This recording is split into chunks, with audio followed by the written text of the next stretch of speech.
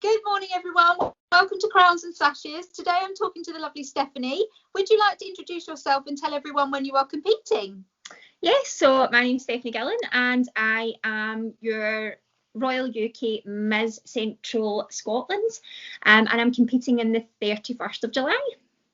Oh, that's really soon. I know, it's like it's at that point now where it's getting so close and I'm like, oh. Just fingers crossed everything stays open and it goes ahead. I know, Everything's crossed for you. Yeah, like I'm just, because it's obviously it was actually supposed to be in January, but because of the pandemic, it's been pushed back. So fingers crossed we get to go ahead. I hope so. Do you have a platform? I do. So my platform is actually about physical and mental health of the mind. So it's mental health and brain injury and conditions of the brain.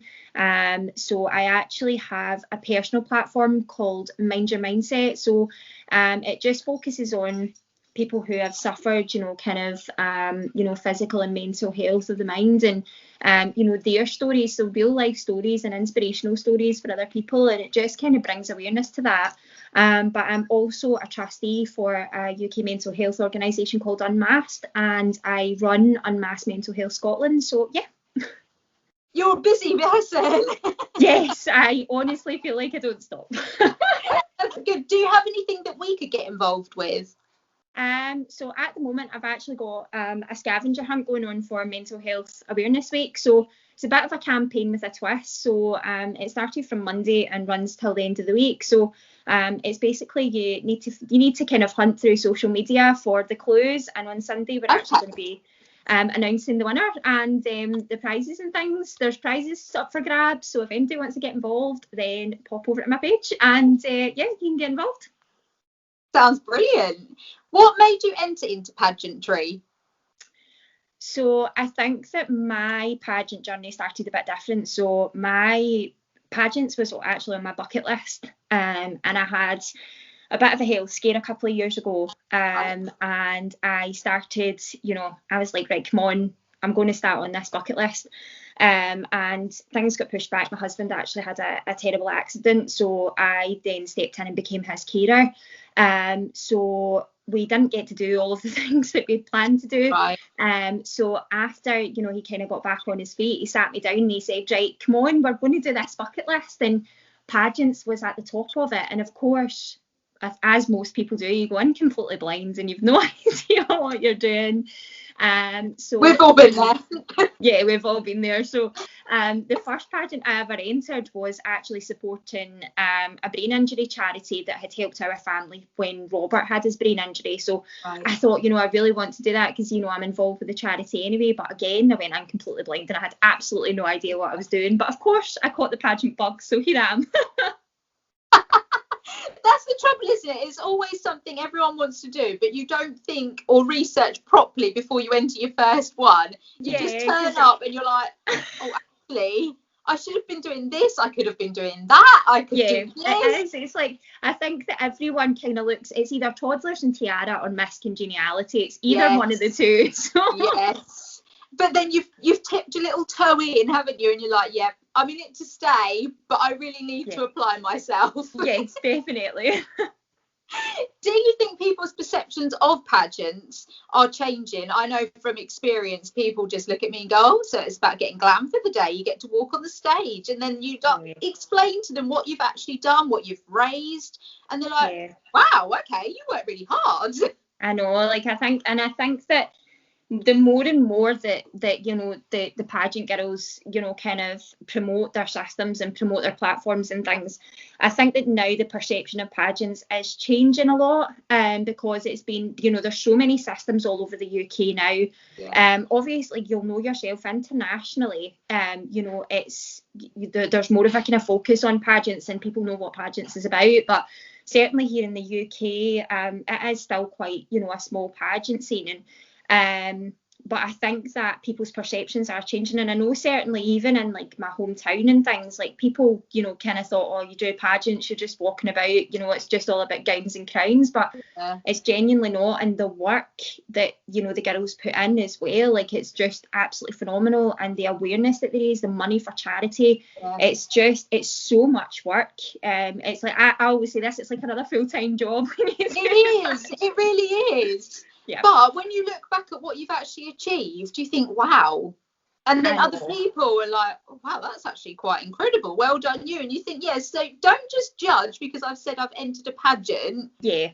Because I want to have my hair and makeup done, because it's not about that. Oh, definitely not. And I think that especially when people see how much work they've done and things, and especially I think a lot of charities now, you know, rely on pageants, kind of, you know, they know that pageant girls and, you know, pageant systems as well are helping them to, you know, raise money and build their charities and things. So, yeah, it's a lot. And it's for all different charities, isn't it? Because everyone has a different platform. So you think of all the money that comes together, they must rely on us quite heavily now. Yeah, definitely. And I think that you can see it as well. I mean, that, you know, Mind is quite, you know, a kind of prominent charity throughout the UK with pageants and things, and, you know, the amount of money that Mind have received from pageants as well, it's incredible.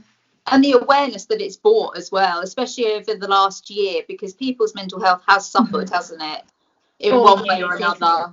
Yeah, I mean, and I think that's why, you know, obviously with mental health, it's personal to me as well, but you know, when I got involved with Unmasked, we have actually, and just the other day, we've actually set up in Scotland our very first support hub here, because with mental health, it's the most underfunded service in the UK. So, you know, it's people who are suffering from poor mental health are relying heavily on charities. So, you know, it's just getting that focus as well, that there is other charities available out there, other services available out there other than the NHS as well. And I think that when you have, you know, either, you know, like a title, or, you know, you're a finalist, you have the ability to have the voice to raise that awareness. So it definitely helps. Has the pandemic stopped any of your plans as a finalist? Did you have things that you thought, oh, I'm going to do that, and then nope, you're not? Do you know what? I think the pandemic's actually been really good for me in terms of I've learned to adapt, and I've learned that I can adapt to things, and, you know, everything has gone from kind of, you know, the norm pageant, you know, being able to go out and, you know, attend events and help and volunteer and things. But I think that, you know, it's kind of brought that new focus that we do have the ability to do things online. You know, and that's really been for me. I'm like, you know what, I'm really going to focus on this. I'm not going to focus on the negatives of it, because you really could, and sometimes it can really get you down. And I mean, it's been so hard on everyone, and especially trying to fundraise in the middle of a pandemic as well is really difficult, because everyone has kind of been in the same boat, or, you know, everyone's been struggling and things. So but I think also the flip side of that is the charities have been struggling as well. So you know, because they've not been getting what they normally would have, not been able to throw events and things as well. So but yeah, for me it's actually given me more of a focus, I think. So it's been quite good. Yeah, I'm the same as you. It's made me think, rather than, I can go here, I can do this, what can I do from home? But then I have felt guilty because I've fundraised and I've asked people, and then I've sat back and thought, they've lost their job, I shouldn't have asked them to sponsor me or things. You have to really think carefully sometimes what you're doing, don't you? Yeah, but I think as well, like you know, that people will know their limits, and, you know, if they want to contribute and things, then you know, they certainly will. And, you know, I've had people myself come and say, you know, I'm sorry that I can't support just now, it's just been difficult, you know. And I'll always say, you don't ever need to explain yourself, we're all in the same boat. Exactly. And you know, even the smallest thing can help as well, you know. So people donating, you know, if 100 people donate £1, that's £100. So you know, it's one of these things. Exactly. Do you have a favourite round? So my favourite round is actually interview. Like, I don't think wow.